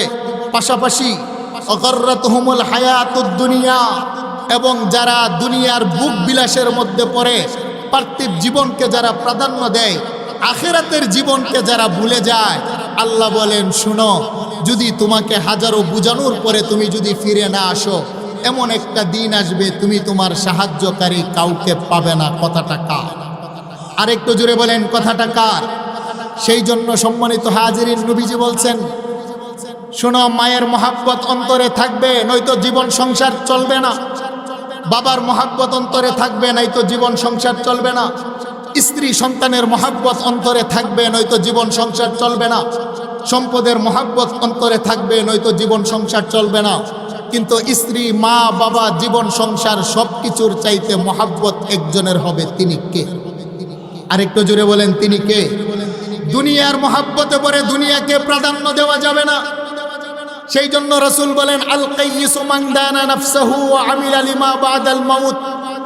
আমার উম্মত শোনো, পৃথিবীর মধ্যে ওই মানুষটা হলো সবচাইতে বড় আকলমান, জ্ঞানী, যেই মানুষটা দুনিয়ার হায়াতকে প্রাধান্য না দিয়ে দুনিয়াতে থাকা অবস্থায় কবরের সামানা তৈরি করে। বলেন না সুবহানাল্লাহ। আমরা তো মনে করি যারা বড় ডিগ্রিওয়ালা তারা বড় জ্ঞানী। আমরা তো মনে করি সমাজে যার 10 তলা বিল্ডিং আছে সে বড় ভাগ্যবান। আমরা তো মনে করি যার চেহারা সুন্দর সে বড় খুশনসিব। আমরা তো মনে করি যার ক্ষমতা বেশি সে দুনিয়ার ভিতরে বড় পাওয়ারফুল, মনে হয় ভাগ্যবান, আল্লাহ তাকে ভালোবাসেন, জ্ঞানী, আকলমান। নবী বলছে না, দুনিয়ার চেহারা সুন্দর সেটা আকলমানের সার্টিফিকেট নয়। দুনিয়ার সম্পদের মালিক হওয়া সেটা জ্ঞানের পরিচয় নয়। দুনিয়াতে বড় বড় ডিগ্রি অর্জন করা সেটা প্রকৃত আকলমন্দের পরিচয় নয়। নবী বলছেন, আল কাইয়িসু মান দানা নাফসাহু ওয়া আমিলা লিমা বাদাল মাউত। মৃত্যুর পরে অনন্তকালের জীবনের জন্য যেই মানুষটা সকালবেলা ঠান্ডা পানি দিয়ে উযু করে মালিককে সেজদা দেয়, সে হলো বড় জ্ঞানী। সুবহানাল্লাহ। আরেকটু জোরে বলেন না আল্লাহু আকবার। কারণ যেই মানুষটা দুনিয়ার জিন্দেগিকে প্রাধান্য না দিয়ে আমার মালিকের কদমে সেজদা দেওয়াকে প্রাধান্য দেয়, দুনিয়ার বুক বিলাসের ভিতরে নিমজ্জ না থেকে আল্লাহ এবং রাসূলের গোলামির মধ্যে যেই মানুষটা তার জীবন এবং হায়াতকে উৎসর্গ করে, আমার নবী বলছেন ওই মানুষটা হলো বড় জ্ঞানী। সুবহানাল্লাহ। তবে এই কথা বুঝবেন না যে সংসার করা ইসলাম নিষেধ করেছে, না। নামাজ পড়া যেমনি ভাবে ফরজ, দোকানে গিয়ে ব্যবসা করা সেটাও ফরজ। সুবহানাল্লাহ। স্ত্রী সন্তানের মুখে খাবার তুলে দেওয়া হালাল পন্থায়, সেটাও ফরজ। ইসলাম শুধু বলে নাই মসজিদের কর্নারে তাসবিহ নিয়ে বসে থাকার জন্য, একথা ইসলাম বলে না। ইসলাম বলে জমিনে বিচরণ করো, তুমি চাকরি করো, ব্যবসা করো, তেজারত করো, কৃষি কাজ করো, তবে ফরজ ইবাদতের পরে সেটা করাও ফরজ। বিধানটা কার? আরেকটু জোরে বলেন, বিধানটা কার? তবে চাকরি বাকরি ব্যবসা বাণিজ্য করতে গিয়ে নামাজ ছাড়া যাবে, কারণ মানুষের একটা সেজদা নেওয়ার জন্য আমার আল্লাহ অপেক্ষা থাকে। সুবহানাল্লাহ বলেন। আরেকটু জোরে বলেন না আল্লাহু আকবার। সেই জন্য হাদিস শরীফের মধ্যে আছে, নবী বলেন, উম্মত শুনো, কোন বান্দা বান্দি যখন মালিকের কদমে সেজদা দেওয়ার জন্য আল্লাহু আকবার বলে কপালটা জমিনে লাগা। নবী বলেন, উম্মত রে, যদিও তোমার কপালটা লাগিয়েছো জমিনে জমিনে, তবে না না, তোমার কপাল জমিনে থাকে না, তোমার কপালের একটা ছাপ পড়ে যায় আমার আল্লাহর আরশে আউজিমে। আল্লাহু আকবার। সেই জন্যই তো বাবা, দুনিয়ার মানুষে মানুষের চেহারা দেখে মূল্যায়ন করে, দুনিয়ার মানুষ মানুষের ডিগ্রি দেখে মূল্যায়ন করে, দুনিয়ার মানুষ মানুষের ক্ষমতা দেখে মূল্যায়ন করে, দুনিয়ার মানুষ মানুষের পাওয়ার আর পজিশন দেখে মর্যাদা দিয়ে মূল্যায়ন করে। ইন্নাল্লাহা লা ইয়ানজুরু ইলা সুওয়ারিকুম ওয়া আমওয়ালিকুম ওয়ালাকিন ইয়ানজুরু ইলা কুলুবিকুম ওয়া আ'মালিকুম। আমার আল্লাহ মানুষের চেহারা দেখেন না, আমার আল্লাহ মানুষের ক্ষমতা দেখেন না, আমার আল্লাহ মানুষের ডিগ্রি দেখেন না, আমার আল্লাহ মানুষের সম্পদ দেখেন না। আমার আল্লাহ যেটা দেখেন সেটা হলো বান্দার কলব এবং বান্দার নেক আমল। কোন মানুষটা দুনিয়াকে পিছনে ফেলে আমার আল্লাহকে ভালোবাসা দেয়, সমাজের কোন মানুষটা দুনিয়ার সম্পদের চাইতো আমার রাসূলকে ভালোবাসা দেয়, কোন মানুষটা দুনিয়ার ক্ষমতা পাওয়ার পরেও আমার আল্লাহকে ভুলে না, দুনিয়ার সম্পদ পাওয়ার পরেও আমার রাসূলকে ভুলে না, দুনিয়ার আধিপত্য ক্ষমতা পাওয়ার পরও ফজরের নামাজ তার কাজা হয় না। কারণ যে মানুষটা আল্লাহু আকবার বলে ফজরের নামাজে মালিককে কপাল দিয়ে সেজদা দেয়, আল্লাহ বলেন, গোলাম, তোমার আর আমার মাঝে এত নিকটবর্তী হয়ে যায়, অন্য কোনো ইবাদতে আমি মালিক তোমার ততটা নিকটবর্তী হয় না। আল্লাহু আকবার। কারণ আমার আল্লাহ মানুষের কপালের সেজদা সবচাইতে বড় ভালোবাসেন। সেই জন্যই তো আমার আল্লাহ মানুষের কপালকে নিজ হাতে বানাইলেন। বাবা আদম আলাইহিস সালাতু ওয়াস সালামকে বানাতে গিয়ে আমার আল্লাহ নিজের মায়ার হাত দিয়ে বাবা আদমের কপাল বানান। অবানাইনা ফাওকাকুম সাবআন শিদাদা। আল্লাহ বলেন, মানুষ তোমার মাথার উপরে 7টি আকাশকে বড় মজবুত করে বানাইলাম। ওয়া ইলাস সামাই কাইফা রুফিআত। আকাশগুলাকে আমার আল্লাহ বড় উঁচু করে বানাইলেন। 7টি আকাশ বানাতো আমার আল্লাহ নিজের মায়ের হাত দিয়ে বানাই নাই। আমার আল্লাহ 8টি জান্নাত বানাইলেন, দারুস সালাম, দারুল করার, জান্নাতুল খুল, জান্নাতুন নাঈম, জান্নাতুল আদন, জান্নাতুল মাওয়া, জান্নাতুল ফিরদাউস। আমার আল্লাহ 8টি জান্নাত বানাইতো নিজে মায়ের হাত দিয়ে, জান্নাত বানাই নাই। লৌহ কলম জান্নাত, জাহান্নাম, আরশ, কুরসি, পাহাড়, পর্বত, নদী, নালা। খুলিকাতিল মালাইকাতু মিন নূর। ফেরেশতাকে আল্লাহ বানাইলেন নূর দ্বারা, সেখানে আমার আল্লাহ নিজের মায়ের হাত দিয়ে বানান নাই। ওয়া খালাকাল জান্না মিন মারিজিম মিন নার। জিন জাতিকে আল্লাহ বানাইলেন আগুন দ্বারা, সেখানেও আমার মালিক নিজের হাত দিয়ে বানান নাই। আবু দানাব খুলিকাতিল হুরুন আইন মিনাজ জাফরান। জান্নাতের হুর গালমান আল্লাহ বানাইলেন জাফরান দ্বারা, সেখানেও আমার মালিক নিজের মায়ার হাত দিয়ে বানান নাই। নবী বলেন, খালাকাল্লাহু আদম বিয়াদিহি। একমাত্র মাটির তৈরি আদমকে বানাতে আমার আল্লাহ নিজের মায়ার হাত দিয়ে আদমের কপালটাকে ঘষে ঘষে বানিয়েছেন। আল্লাহু আকবার বলেন না। লাম্মা খালাকাল্লাহু আদম আলা সূরাতিহি ওয়া তুলুহু 60 জিরাব। হাদিসে কুদসি, আমার আল্লাহ বাবা আদম বানাইবেন। জিব্রাইল বলে, আল্লাহ আদম বানাবেন না। ফেরেশতারা পরামর্শ দিলেন, আল্লাহ আদম বানানোর দরকার নাই, মারামারি করবে, জুলুম করবে, অত্যাচার করবে, রাহাজানি করবে, আপনার নাম নিবে না, সেজদা দিবে না। কারণ জিন্নাত বানিয়েছেন, জিন্নাত নাফরমানি করে, মারামারি করে, শয়তানের জাতি। আল্লাহ আদম বানাবেন না। আদম সকাল বেলা পাপ করবে, দুপুর বেলা ভুলে যাবে। আদম সন্তান দুপুর বেলা পাপ করবে, রাত্রের বেলা ভুলে যাবে। রাত্রের বেলা পাপ করবে, দুপুর বেলা ভুলে যাবে। তাদের হাতে গুনাহ, পায়ে গুনাহ, কলবে গুনাহ, জবানে গুনাহ। আল্লাহ আপনি আদম বানাবেন না। আল্লাহ বলেন ক্বালা ইন্নী আ'লামু মা লা তা'লামুন। ফেরেশতা শুনো রে, আমি আল্লাহ যেটা জানি তোমরা কিন্তু সেটা জানো না। আমি সিদ্ধান্ত নিলাম আমি আল্লাহ মানুষ বানাবই। আল্লাহু আকবার বলেন। তিরমিজি শরীফের বর্ণনা জিলদে সানি। এবার আমার আল্লাহ আজরাইলকে বললেন, আজরাইল জমিন থেকে মাটি এনে দাও। মালাকুল মউত আজরাইল একটা থাবা দিয়ে 5 বর্ণের মাটি নিলেন। আবিয়াত, আসওয়াদ, আহমার, লাল মাটি, কালো মাটি, সাদা মাটি, নরম বর্ণের মাটি, শক্ত বর্ণের মাটি, 5 বর্ণের মাটি নেওয়ার পরে আমার আল্লাহ নিজের মায়ার হাত দিয়ে আদম পয়গম্বরের দেহটাকে নিজ হাতে বানাইলেন।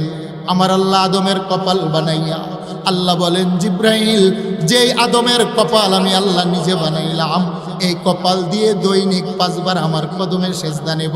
সেই জন্য আমি আল্লাহ গোটা জগৎটাকে বানাইলাম, হাত দিয়া বানাই নাই, জবান দিয়া বানাইলাম। আল্লাহ বলেন, ইন্নামা আমরুহু ইযা আরাদা শাইআন আইয়াকুলা লাহু কুন ফায়াকুন। জবানের কোন নামক শব্দ দ্বারা গোটা জগৎ সাজাইলাম, হাত লাগাই নেই। একমাত্র আদম যেই কপাল দিয়ে আমি আল্লাহ সেজদা নিব, সেই কপালটা আমি আল্লাহ নিজ হাতে মায়া করে বানাইলাম। আল্লাহু আকবার। আল্লাহ বলেন, জিব্রাইল তোমার নূরের কপাল দিয়ে আমাকে সেজদা দিয়েছ। তোমাদের 30,000 বছরের সেজদা যদি এক পাল্লায় রাখা হয়, আমার মাটির বান্দা বান্দি গুনাহগারের 30 সেকেন্ডের একটা সেজদা যদি এক পাল্লায় রাখা হয়, আমার গুনাহগার বান্দা বান্দির হাতে গুনাহ, জীবন সংসার করতে গিয়ে পায়ে গুনাহ, কলবে গুনাহ, জবানে গুনাহ, তারপরেও সকালবেলা সেজদায় পইরাম তার জবান দিয়া মালিককে যখন একটা ডাক দেয়, সুবহানা রাব্বিয়াল আ'লা, ডাক দেন সুবহানা রাব্বিয়াল আ'লা, সুবহানা রাব্বিয়াল আ'লা, সুবহানা রাব্বিয়াল আ'লা। গুলাম বান্দা বান্দি নামাজের মধ্যে দাঁড়িয়ে প্রথম ঘোষণা দেয়, আল্লাহু আকবার। আল্লাহ তুমি বড়, তুমি বড়, আমি ছোট, আমি গোলাম, আমার মা গোলাম, বাবা গোলাম। হে মালিক, আমার দামি কপালটা পৃথিবীর কোনো রাজা মহারাজার কদমে লাগাই না। আমি মূর্তির পূজা করি না, সূর্যের সামনে পূজা করি না, আমি পৃথিবীর কোনো মানুষের সামনে মাথা সেজদা দেই না। হে মালিক, দেহের দামি কপালটা তোমার কদমের মধ্যে ঠেকাইয়া আমার জবান দিয়া ঘোষণা খাইলাম, সুবহানা রাব্বিয়াল আ'লা। তুমি পাক, তুমি পাক, তুমি পবিত্র ঘোষণা দিলাম। আমি না পাক, জীবন সংসার করতে গিয়ে আমার হাতে গুনাহের দাগ লেগেছে, হাত না পাক। আল্লাহ ব্যবসা করতে গিয়ে জবান দিয়ে মিথ্যা বলেছি, আমার জবান না পাক। আল্লাহ রাস্তায় চলতে গিয়ে বেগানা নারীর দিকে তাকিয়েছি, আমার চোখ না পাক। আল্লাহ আমি যৌবনের তাড়নায় পাপ করেছি, আমার যৌবন না পাক। বন্ধুদের আড্ডাখানায় পরে অপরাধ করে ফেলেছি, আমি না পাক। আল্লাহ আমার হাত না পাক, জবান না পাক, কপাল না পাক, কলম না পাক, আমার দেহটা না পাক। তারপরও স্বীকৃতি দিলাম, সুবহানা রাব্বিয়াল আ'লা। তুমি পাক, তুমি পাক, তুমি পবিত্র, আমি না পাক। আল্লাহ বলেন, জিব্রাইল আমার গুনাহগার বান্দা বান্দি দৈনিক 5 বার আমার কদমে দেহের দামি কপাল ঠেকাইয়া যখন নিজের গুনাহগার বইলা স্বীকৃতি দিয়ে আমি মালিক রে সুবহানার পবিত্র বলে ডাক দেয়। জিব্রাইল ফেরেশতার 30,000 বছরের সেজদা যদি এক পাল্লায় রাখা হয়, আমার গুনাহগার বান্দা বান্দির 30 সেকেন্ডের সেজদা যদি এক পাল্লায় রাখা হয়, আমার গুনাহগার বান্দা বান্দির সকালবেলা 30 সেকেন্ডের সেজদার দাম আমি আল্লাহর দরবারে বেশি। সেই জন্য বলেন না আল্লাহু আকবার।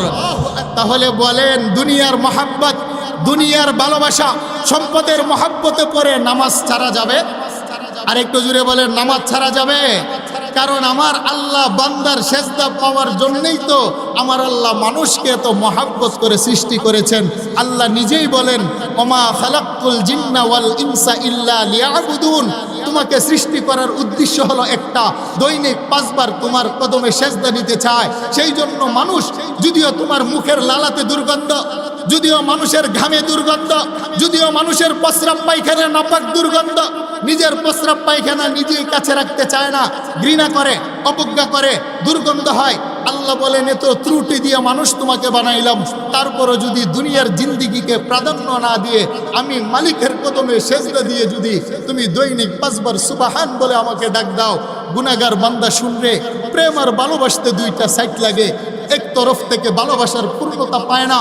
তুই সকালবেলাও সুবহান বলে আমাকে প্রেম দিলি, দুপুর বেলাও সুবহান বলে ভালোবাসা দিলি, রাত্রের বেলাও সুবহান বলে আমাকে প্রেম আর ভালোবাসা দিলি। বান্দা তুই গুনাহগার, গুনাহ নিয়ে জাহান্নামে যাবে সেটা হতে পারে না। তুই দৈনিক 5 বার সুবহান বলে আমাকে ভালোবাসা দিতে দেরি, আমার মসজিদ থেকে বের হতে আমি সুবহান ও তোরে পবিত্র বানাতে দেরি করি না। সুবহানাল্লাহ। আরেকটু জোরে বলেন না আল্লাহু আকবার। সেই জন্য মুসলিম শরীফের বর্ণনা কিতাবুত তাহারাতের মধ্যে হাদিস আনছেন ইমাম মুসলিম রাহমাতুল্লাহি আলাইহি, মানুষ যখন নামাজ পড়তে যায় তখন 4 ফরজে উযু করে। বলেন কয় ফরজ উযু করে? প্রথমে তার চেহারা ধৌত করে, তারপরে হাত ধৌত করে, তারপরে মাথা মাসে করে, তারপরে পায়ের টাকনু ধৌত করে। মানুষের জীবন সংসার করতে গিয়ে তার জবানে যে গুনাহ লাগে, তার চোখে যে গুনাহ লাগে, তার নাকের শ্বাসে যে গুনাহ হয়, বান্দা যখন উজুর পানি দিয়ে কুলি করে তার জবানে সগীরা গুনাহ আল্লাহ মাফ করে দেয়। সুবহানাল্লাহ। বান্দা যখন চোখ ধৌত করে তার চোখের কর্নার দিয়ে যে তাকিয়েছে সগীরা গুনাহ আল্লাহ মাফ করে দেন। বান্দার চেহারা দিয়ে যে গুনাহ হয়েছে সগীরা গুনাহ মাফ হয়ে যায়। বান্দার হাত দিয়ে যে পাপ করে সগীরা গুনাহ হাত ধৌত করার কারণে উজুর পানির মাধ্যমে আল্লাহ মাফ করে দেন। বান্দা মাথা দিয়ে যে চিন্তা ফিকির করে তার মাথা মাসে করার কারণে মাথার চিন্তা ফিকিরের সগীরা গুনাহ আল্লাহ মাফ করে দেন। বান্দা পা দিয়ে যে হেঁটে গুনাহের দিকে যায়, বান্দা যখন পায়ের মধ্যে উজুর পানি লাগায় বান্দার পায়ের গুনাহ মাফ হয়ে যায়। মুহাদ্দিসিনে কেরাম বলেন উজুর মাধ্যমে সগীরা গুনাহ মাফ। এখন রয়ে গেল কবিরা গুনাহ। বান্দা নামাজের মধ্যে রুকু পড়ে, সেজদা পড়ে, তাসবিহ পড়ে, তাহলিল পড়ে, দুরুদ পড়ে, দুরুদের পরে সালাম ফিরানোর আগে দোয়া সূরা পড়ে আল্লাহুম্মা ইন্নী যালামতু নাফসি যুলমান কাসীরা ওয়া লা ইয়াগফিরুয যুনুবা ইল্লা আনতা ফাগফিরলি মাগফিরাতাম মিন ইনদিকা ওয়ারহামনি ইন্নাকা আনতাল গফুরুর রহিম। এটার ভিতরে তওবা আছে। হে আল্লাহ, আমি জুলুম করেছি, অপরাধ করেছি, তুমি গাফফার, আমাকে মাফ করে দাও, তুমি ছাড়া তো ক্ষমা করনেওয়ালা কেউ নেই। নবী বলেন নামাজে মসজিদে ঢুকার আগে উজুর মাধ্যমে তোমার সগীরা গুনাহ মাফ, আর সালাম ফিরানোর আগে তুমি তওবা করেছো, এর মাধ্যমে তোমার কবিরা গুনাহ মাফ। সগীরাও চলে গেল, কবিরাও চলে গেল। আল্লাহর কদমে সেজদা দিয়ে বাড়িতে যাওয়ার আগে তোমার জীবনের সমস্ত গুনাহ আল্লাহ মাফ করে দেন। সুবহানাল্লাহ। আরেকটু জোরে বলেন না আল্লাহু আকবার। তাহলে বলেন দুনিয়ার হায়াত পেয়ে যারা আল্লাহকে ভুলে যায়, আল্লাহ বলেন নবী আপনি তাদেরকে বলে দেন তাদের কোনো সাহায্যকারীও হাসরের ময়দানে পাওয়া যাবে। আরেকটু জোরে বলেন পাওয়া যাবে।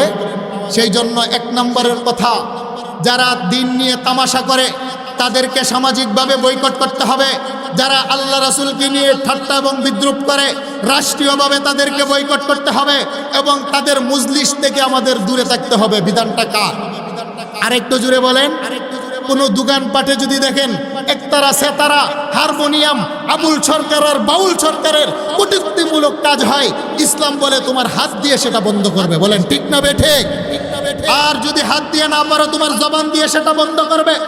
আর যদি জবান দিয়ে না পারো তাহলে ঘৃণা করে প্রত্যাখ্যান করে সেখান থেকে তুমি চলে আসবে।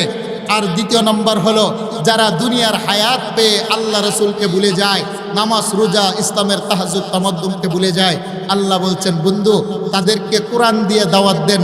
খায়রুকুম খায়রুকুম উখরিজাত লিন-নাস তা'মুরুনা বিল মা'রুফ ওয়া তানহাউনা আনিল মুনকার তু'মিনুনা বিল্লাহ। তোমাদেরকে সৃষ্টি করা হয়েছে সৎ কাজের আদেশ করা, মন্দ কাজ থেকে বিরত থাকা। যারা ঠাট্টা বিদ্রুপ করে সেখান থেকে তোমরা বাধা দিবে। আর যারা দুনিয়ার পার্থিব হায়াত পেয়ে আল্লাহ এবং রাসূলকে ভুলে যায় তাদেরকে তোমরা সৎ কাজের আদেশ দিবে। বিধানটা কে দিয়েছেন? আরেকটু জোরে বলেন কে দিয়েছেন? বাবারা আপনারা ঘুমাবেন না, হাতরা উপরে উঠান, হাতরা একটু উপরে উঠান, নারা দেন, বলেন নারে তাকবীর।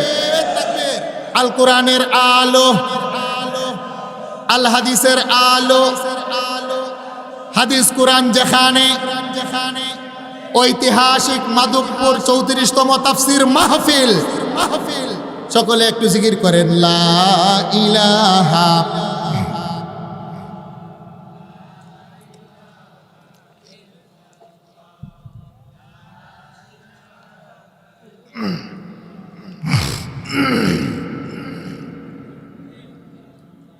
লা ইলাহা ইল্লাল্লাহু মুহাম্মাদুর রাসূলুল্লাহ সাল্লাল্লাহু আলাইহি ওয়াসাল্লাম। বলেন আল্লাহু আকবার।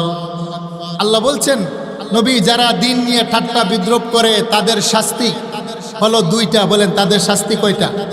আরেকটু জোরে বলেন তাদের শাস্তি কয়টা? প্রথমত হলো তারা কোনো সুপারিশকারী পাবে না। যারা দিন নিয়ে ঠাট্টা বিদ্রুপ উপহাস করে তারা কুফরি করে, আর যারা কুফরি করে তারা কাফের হয়ে যায়।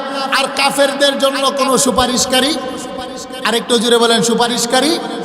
অথচ বুখারীর হাদিসের মধ্যে নবী বলেন শাফাআতি লি আহলিল কাবাইর মিন উম্মতি, আমার উম্মতের যারা কবিরা গুনাহগার তারা যদি কুফরি না করে, তাদের ঈমান যদি নষ্ট না করে, আমি রহমতের নবী আমার গুনাহগার উম্মতকে আমি সুপারিশ করব। বলেন না সুবহানাল্লাহ।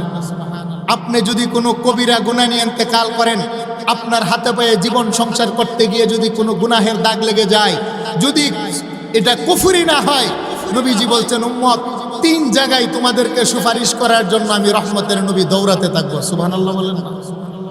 সাইয়েদনা আনাস বললেন ইয়া রাসূলুল্লাহ ইয়া হাবিবাল্লাহ, নবী হে তিন জায়গায় কোথায় কোথায় আপনি আমাদেরকে সুপারিশ করার জন্য দৌড়াবেন? আল্লাহর নবী বলেন আনাস ইনদাল ফুলসিরাত, হে আনাস ফুলসিরাতের কিনারায় আমি নবীকে তালাশ করবে। ইয়া রাসূলুল্লাহ ইয়া হাবিবাল্লাহ, যদি ফুলসিরাতের কিনারায় গিয়ে আপনার মুলাকাত না হয়, আল্লাহর নবী বলেন আনাস আমাকে তোমরা তালাশ করবে ইনদাল মিজান, মিজানের কিনারা। ইয়া রাসূলুল্লাহ ইয়া হাবিবাল্লাহ, যদি মিজানের কিনারায় গিয়া না পা, আমার নবী বলেন উম্মত রে ইনদাল হাউজ, হাউজে কাউসারের কিনারায় গিয়া তালাশ করবে। কারণ আমার উম্মতের যারা গুনাহ নিয়ে হাসরের ময়দানে দাঁড়াবে, কারণ যারা বেগুনাহ মাসুম তওবা করে মারা যাবে, যাদের দেহের ভিতরে কোনো গুনাহ নাই বাবা, যারা আল্লাহর আদালতে হিসাব দেওয়া সহজ হবে, যাদের মিজানের পাল্লা ভারী হবে, যাদের আমল নামায় নামাজ আছে, রোজা আছে, হজ আছে, জাকাত আছে, আল্লাহর জিকির আছে, ওই সমস্ত মানুষগুলোর মিজানের পাল্লায় উঠানোর পরে যখন ডান দিকে ঝুঁকে যাবে, আমার আল্লাহ তাদের ডান হাতে জান্নাতের টিকিট দিবেন, আহলান সাহলান জানিয়ে ফেরেশতারা জান্নাতে পৌঁছে দিবে। আর কিছু সংখ্যক কোটি কোটি নবীর গুনাহগার উম্মত হাসনের ময়দানে দৌড়াবে, যাদের দেহের ভিতরে গুনাহ আছে বাবা, যাদের দেহের ভিতরে গুনাহের দাগ আছে, মার কাছে যাবে একটু সাহায্য চাওয়ার জন্য, সেদিন আপন মাও সন্তানকে সাহায্য করবে না। বাবার কাছে যাবে সেদিন বাবাও সাহায্য করবে না। স্ত্রীর কাছে যাবে স্ত্রীও সেদিন সাহায্য করবে না। আল্লাহর কোরআন বলে ইয়াউমা ইয়াফিরুল মারউ মিন আখিহি ওয়া উম্মিহি ওয়া আবিহি ওয়া সাহিবাতিহি ওয়া বানিহি। আল্লাহ বলেন ফাররা ইয়াফিরু, বেগে যাওয়া। ভাইয়ের কাছে ভাই যাবে সেদিন পালিয়ে যাবে, মা বাবার কাছে যাবে সন্তান সেদিন মা বাবা পালিয়ে যাবে, স্ত্রীর কাছে যাবে স্ত্রীও সেদিন বেগে যাবে। লা ইয়াসআলু হামিমুন হামিমা, অন্তরঙ্গ বন্ধু ইউবাসসারুনাহুম, চোখে চোখ করবে সেদিন প্রশ্ন করবে না। এমন একটা কঠিন দিন। নবী বলেন আনাস আমার উম্মত সেদিন কোনো কিনারা খুঁজে পাবে না, আপনজন পৃথিবীর কেউ তার পক্ষে দাঁড়াবে না, কেউ তাকে সুপারিশ করবে না। যেদিন আদম পয়গম্বর মানব জাতির বাবা, আদম পয়গম্বর মানব জাতির বাবা হওয়ার পরও মানব জাতির কথা ভুলে যাবে। ইব্রাহিম খলিলুল্লাহ তিনি জাতির পিতা হওয়ার পরও জাতির কথা ভুলে যাবে। মুসা কালিমুল্লাহ বনি ইসরাইলের নবী, তিনি তার উম্মতের কথা ভুলে যাবে। সুলাইমান আইয়ুব দায়ুব প্রত্যেক নবী তারা নাফসি নাফসি করবেন। বুখারীর বর্ণনা, শাফাআতে কুবরার হাদিস, সমস্ত পয়গম্বর নাফসি নাফসি নাফসি বলে চিৎকার করবে। সমস্ত মানব জাতি আদম পয়গম্বরের কাছে যাবে, তিনিও বলবে ইজহাবু ইলা নূহ, আমি পারবো না, তোমরা নূহ নবীর কাছে যাও। নূহ নবীর কাছে যাবে, তিনিও বলবেন ইজহাবু ইলা ইব্রাহিম, আমার পক্ষে সম্ভব নয়, ইব্রাহিম পয়গম্বরের কাছে যাও। ইব্রাহিম পয়গম্বর বলবেন নাফসি নাফসি ইজহাবু ইলা মুসা, তোমরা মুসা পয়গম্বরের কাছে যাও। প্রত্যেক নবী শুধু রাস্তা দেখাবে কিন্তু কেউ কথা বলবে না।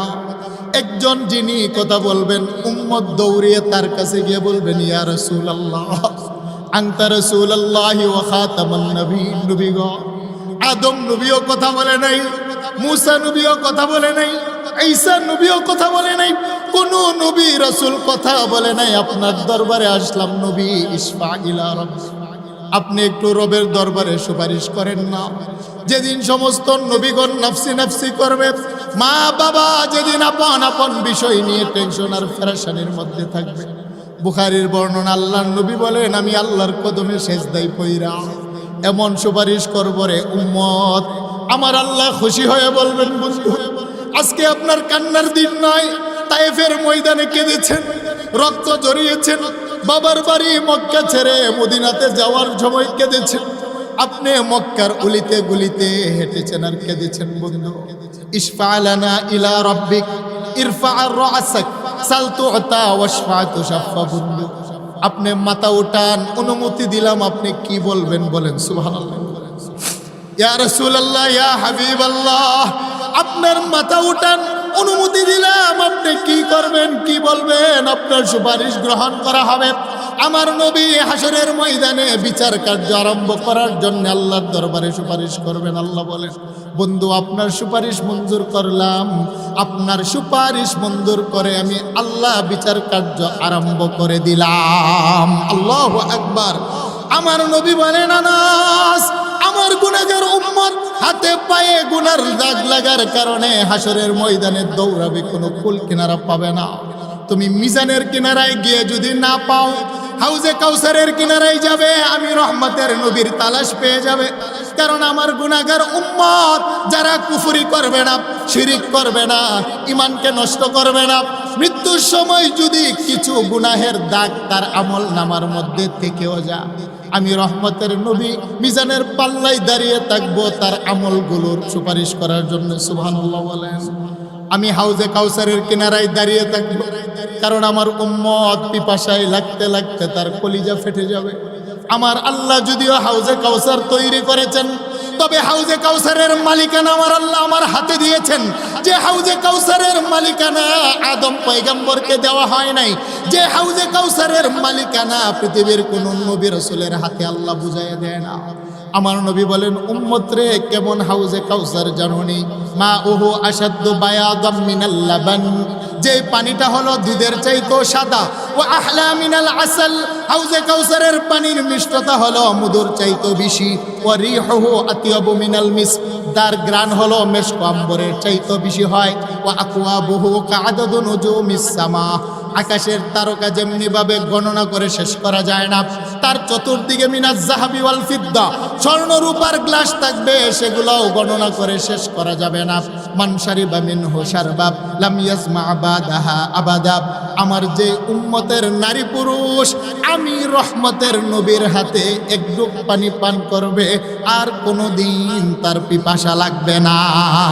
আল্লাহু আকবার বলেন। আমি জানতে চাই নবীর হাতে হাউজে কাউসারের পানি চাই কি চায় না? হাত উঠান, কারা চায়? চাই কি চায় না? বলেন নারায়ে তাকবীর। হাত নামান। সাহাবায়ে কেরাম প্রশ্ন করলেন মুসলিমের বর্ণনায়, ইয়া রাসূলুল্লাহ, ইয়া হাবিবাল্লাহ, আতারিফুনা ইয়াউমা ইযিন, নবী কোটি কোটি উম্মত সেদিন উপস্থিত থাকবে, আপনি আমাদেরকে চিনবেন কিভাবে? চিনলেই তো পানি পান করাবেন। নবী বলেন ক্বালা নাআম, হ্যাঁ আমি আমার গুনাহগার উম্মতকে সেদিন চিনতে পারবো। সুবহানাল্লাহ বলেন। নবী আপনি কিভাবে চিনবেন? আদম নবীর উম্মত, মুসা নবীর উম্মত, ঈসা নবীর উম্মত, সুলাইমান দাউদ নবীর উম্মত, কোটি কোটি উম্মত আপনার ইন্তেকালের পরে কিয়ামত পর্যন্ত পৃথিবীতে আসবে। আপনি তো আপনার উম্মতের চেহারা দেখেননি, উম্মত তো আপনাকে দেখেননি, আপনি চিনবেন কিভাবে? নবী বলেন একটা আলামত আছে, যে আলামত কোন নবী রাসূলের উম্মতের হবে না। সুবহানাল্লাহ বলেন না। নবীজি কি আলামত? নবীজি বলছেন তুরিদুনা আলাইয়া গুররাম মুহাজ্জালিনা মিন আসারিল উযু, আমার উম্মত সকালবেলা নামাজ পড়ার আগে 4 ফরজে উযু বানায়, চেহারা দৌত করে, হাত দৌত করে, মাথা মাসে করে, পায়ের টাকনু দৌত করে। আমার উম্মতের চেহারা যদি কালো হয়, আকাশের পূর্ণিমার চাঁদে কালো কালো স্পট দেখা যায়। আমার উম্মতের নারী পুরুষ যারা আল্লাহর মহব্বতে দুনিয়ার ভোগ বিলাসের মধ্যে লিপ্ত না হয়ে হাজারো ব্যস্ততার পরেও যারা দৈনিক 5 বার আল্লাহর কদমে সেজদা দেওয়ার আগে উযু বানায়, উযুর পানির চিহ্নগুলো পূর্ণিমার চাঁদের চাইতে হাসরের ময়দানে বড় উজ্জ্বল হয়ে যাবে। বলেন না সুবহানাল্লাহ। সেই জন্য বলেন দুনিয়ার ভোগ বিলাসে পরে নামাজ ছাড়া যাবে? আরেকটু জোরে বলেন, ছাড়া যাবে? তাহলে উজু করে কারা? ফুটবল খেলে যারা, উজু করে কারা? স্টেডিয়ামে খেলে যারা, উজু করে তারা, নামাজ পড়ে যারা, আর নামাজ পড়ে যারা নবীর হাতে হাউজে কাউসারের পানি পাবে তারা। সুবহানাল্লাহ বলেন না? তাহলে আজকে আমার আলোচ্য বিষয় আল্লাহ বলছেন, নবী যারা দিন নিয়ে ঠাট্টা বিদ্রুপ করে তাদেরকে পরিত্যাগ করুন, এবং যারা দুনিয়ার বুক বিলাস পেয়ে আল্লাহকে ভুলে যায় তাদেরকে দাওয়াত দিয়ে সতর্ক করুন। কারণ যদি এই অবস্থায় তারা মারা যায় কোনো সুপারিশকারী পাবে না। আর যদি কেহ কুফরি মিশ্রিত না করে গুনাহ নিয়েও যদি মারা যায়, কিছু কবিরা গুনাহ থাকে, রাসূল বলেন আমি আমার গুনাহগার উম্মতের পক্ষ সেদিন সুপারিশ করব। সুবহানাল্লাহ বলেন না?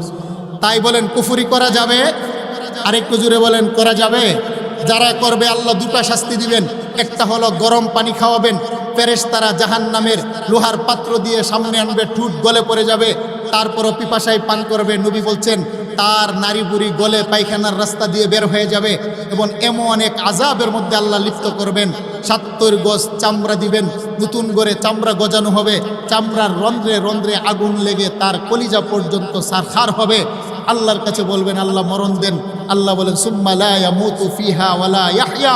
দুনিয়ার আগুনে পড়ে গেলে কিছুক্ষণ পরে মৃত্যু হয়ে যায়, কিন্তু এমন আযাবে তুমি করেছো সুম্মা লা ইয়ামুতু ফিহা ওয়ালা ইয়াহইয়া, এখানে কেউ মরার মতো মরবে না, বাঁচার মতো বাঁচবে না। সিদ্ধান্ত কার? আল্লাহ সুবহানাহু ওয়া তাআলা আমাদেরকে এই সমস্ত কুফরি যারা করে তাদের থেকে দূরে থাকার, নিজেদেরকে বেঁচে থাকার তৌফিক দান করে। বলেন আমিন। আসসালামু আলাইকুম ওয়া রাহমাতুল্লাহি ওয়া বারাকাতুহু।